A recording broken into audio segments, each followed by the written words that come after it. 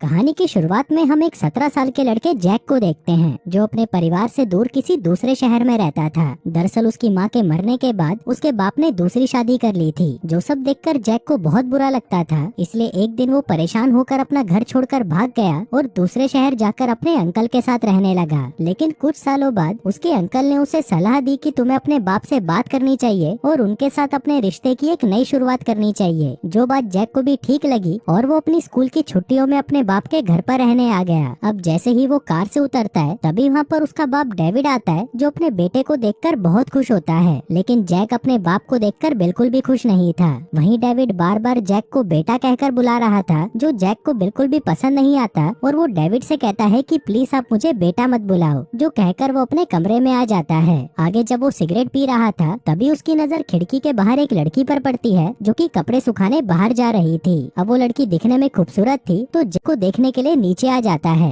वो उसे देख ही रहा था कि इतने में वहाँ पर डेविड आ जाता है और जैक से कहता है कि इसका नाम मारिया है और ये इस घर की मेड है। जिसके बाद वो मारिया को वहाँ पर बुलाता है और उसे जैक से मिलवाता है। फिर डेविड के जाने के बाद वो दोनों बातें करने लगते हैं, जिस दौरान मारिया उसे कहती है कि तुम अपनी माँ के बारे में कुछ बताओ। लेकिन ये सुनते ही जैक गुस्सा हो जाता है और वहाँ से जाने लगता है। वहीं ये देखकर मारिया भी समझ जाती है कि जैक को ये बात बुरी लगी। जिसके बाद वो उसके कमरे में आती है और उसे कहती है कि मुझे माफ कर देना, मुझे पता नहीं था कि तुम्हें अपनी माँ के बारे में बात करना पसंद नहीं। जैक कहता है कि मेरे बाप ने कभी भी तुम्हें मेरी माँ के बारे में बताया नहीं होगा, क्योंकि उसे तो दूसरी औरतों पर मुंह मारना पसंद था, इसलिए मैं अपने बाप से नफरत करता हूँ। जो कहकर वो अपना कैमरा उठाता है और घर से बाहर आ जाता है। वो जंगल में जाता है और वहाँ पर फोटोज क्लिक करने लगता है। तभी वहाँ से एक कपल गुजरता है, जहाँ लड़की की नजर जैक पर पड़ती है और वो उसे देखकर मुस्कुराने लगती है। लेकिन जैक उस लड़की को इग्नोर कर देता है। फिर शाम को जब वो अपने घर वापस आता है तभी मारिया वहाँ पर आती है और उसे कहती है कि मेरा काम पूरा हो चुका है और मैं अपने घर वापस जा रही हूँ। तभी जैक उसे आज सुबह के लिए माफी मांगता है और कहता है कि मुझे तुमसे वैसे बात नहीं करनी चाहिए थी, लेकिन मेरे बाप की वजह से मुझे गुस्सा आ गया था।